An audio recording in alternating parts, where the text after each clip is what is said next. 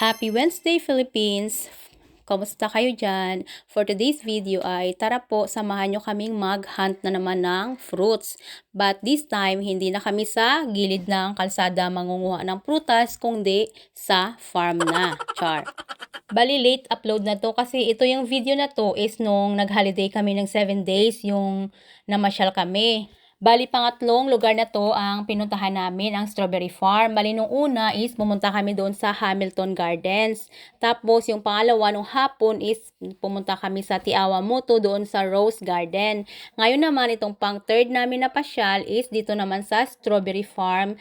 Malapit lang din to sa bahay ng kaibigan namin na doon kami natulog. Wala naman sana kaming planong pumunta dito, pero kasi madadaanan lang din pag uuwi kami, at saka hindi na rin pala sila sumama kasi nakapunta na rin sila dito at isa pa may trabaho na sila. Hindi lang pala strawberry yung mga nandito, may blueberries din sila, at saka ito may alpaca sila. Ito palang alpaca na hayop is nandudura sila pag lalapit ka sa kanila. At saka may mga little pony din sila doon, nandun nasa likod sila, nasa likuran ng mga alpaca. Si Abby takot na lumapit kasi sabi niya duraan daw ako, pero so far hindi naman nandura kasi nga nasa malayo lang din naman kami.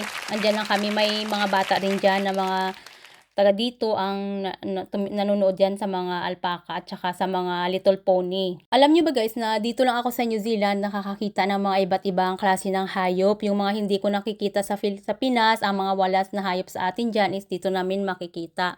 Then after namin doon is pupunta na kami sa Strawberry Farm.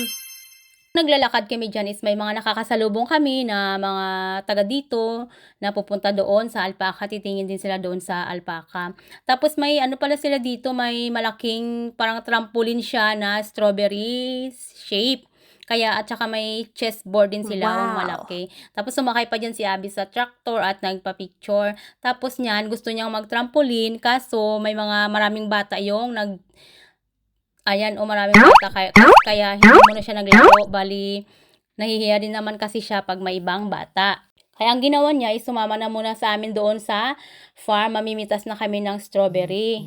So, itong punta namin pala guys is kukunti na lang yung bunga kasi yung peak season talaga ng strawberry dito nila is noong November at saka December. Mga pumupunta pa rin dito ngayon, kaso yun nga lang, yung ma-harvest mo na mga strawberry is maliliit na at saka kukunti na lang talaga yung bunga. Pero okay lang din, at least naka-experience din kami kung paano mamitas ng fresh na mga strawberries. Bali dyan sa atin sa Baguio is, sa Benguet is may strawberry din. Wow! Pero hindi pa ako nakakapunta doon. Dito at least naka-try kaming mang-harvest. Nung umpisa, hindi ko pa talaga alam paano pitasin. Nagtatanong pa ako dyan kay Albert kung paano, kung bubunutin na ba or ikakat doon sa may sanga niya, sa may bunga niya namin yung may mahaba. Nung tumagal na marami na rin akong napitas, it is, lang pala, madali lang naman pala. Kami lang dito ngayon yung nang-harvest din kasi parang paambon na to parang uulan na. Tapos yung mga ibang kasama pala namin na pumasok, mga ibang lahi din, may mga Indiano, may mga Pakistani. Andun sila sa blueberry sila pumasok. Pero yung blueberries hindi pa rin masyadong hinog, parang hindi pa siya maitim.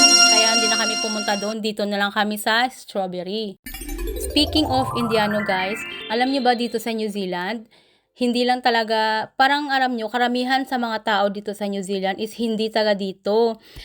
Alam nyo na palagi kong nakikita lalo na sa bayan, mga Indiano, mga Pakistani, mga Chinese, mga Vietnamese, yun. At saka mga Pinoy, yun yung mga, parang na dito sa New Zealand guys, parang sari-sari na yung mga tao, hindi lang talaga yung, mas marami pa sigurong mga hindi taga dito kaysa mga taga dito yung mga tao dito sa New Zealand. Karamihan sa may mga negosyo or may mga business sa bayan, yun nga mga Indiano talaga, tsaka mga Chinese, yun parang yun palagi yung mga namin na mga mga business diyan, mga bintan, parang Novo diyan sa atin or parang Unitap, ganun, yung mga mura din yung bilihin nila. Parang mga China ba na na mga binebenta nila, yun. Tapos dito pala guys, yung nag-try ako magpalinis ng kuko, mga Vietnamese yung yung humahawak, pero parang Chinese yata yung may-ari. Alam niyo ba na hindi nila tinatanggalan yung ano, yung dry skin, kaya nga ako nagpalinis kasi papatanggal ko sana kasi sumasakit na. Kasi nung nasa Pinas ako, halos monthly talaga ako nagpapalinis ng kuko. So, after 3 months, saka ako nakapagpalinis dito. Ay nako, inis pa lang yung paa mo, may massage pa yung likod mo. Kaso yun nga yung kuko mo, hindi naman nga kinislisan, hindi nga nilinisan. Basta pinutol na natin lagyan ng nail polish. Tsaka tapos, mahal pa kaya ang bayad, nasa 1.5 kung i-convert sa atin dyan. Hindi kasi ako marunong magtanggal ng mga dry skin sa ano ko, kuko. Baka lang naman mamaga, kaya hindi ko na ginagalaw. Dito pala guys, is nag-i-enjoy na ako mamitas dyan kasi solo ko na dyan, mag-isa ko. Iniwan na ako ni Albert tsaka ni Abby. Ando na sila sa may, naglaro na yata dun si Abby. May mga swing din kasi sila. Ako na lang mag-isa dyan, i-enjoy sa pangunguha. Kahit maliliit siya, at least nakaipon din ako. Ang dami ko din nakuha. Tapos kung ilan pala yung makuha mo guys, is kikiluhin niya na doon pag pasok mo sa loob. Bago ka lalabas. Tapos, yun ang babayaran mo. 2 box yung binigay sa amin, pero inisa na namin. Kasi konti lang naman yung nakuha nila Albert at ni Abby. Inisa na namin. At saka yun yung pinakilo namin. Tuwing summer lang talaga to guys, may mga ganito dito sa New Zealand. Kasi pag winter is yung mga tao nagtatago na sa mga kanilang bahay. Kasi nga sobrang lamig, kaya wala nang namamasyal. Kaya pag summer dito sa New Zealand is ang saya-saya ng mga tao. Kumbaga sa atin dyan, parang ito yung December na season nila dito. Yung everyday na sa labas kayo, mamamasyal kayo, lahat na may mga fiesta, may mga carnival, yung parang ganun ba na yun ang ano nila dito pag ganitong summer. Wala guys, yung blueberries. Bali, doon ito sa harap ng parkingan lang pala ng sasakyan. Hindi na rin kayo pumasok dyan kasi hindi pa naman masyadong hinog. Ilan lang yung hinog. Ito is bumili kami ng ice cream, na strawberry ice cream. May ano din sila, may tinitinda din silang strawberries at saka mga souvenir, pero hindi na kami bumili kasi meron naman na kami. Anyway guys, again, thank you so much po sa palaging panunood at sana po patapusin ninyo hanggang lumabas po yung ads para may konting earnings din naman. Thank you so much again. And sa mga new followers and supporters ko, thank you so much. Bye-bye!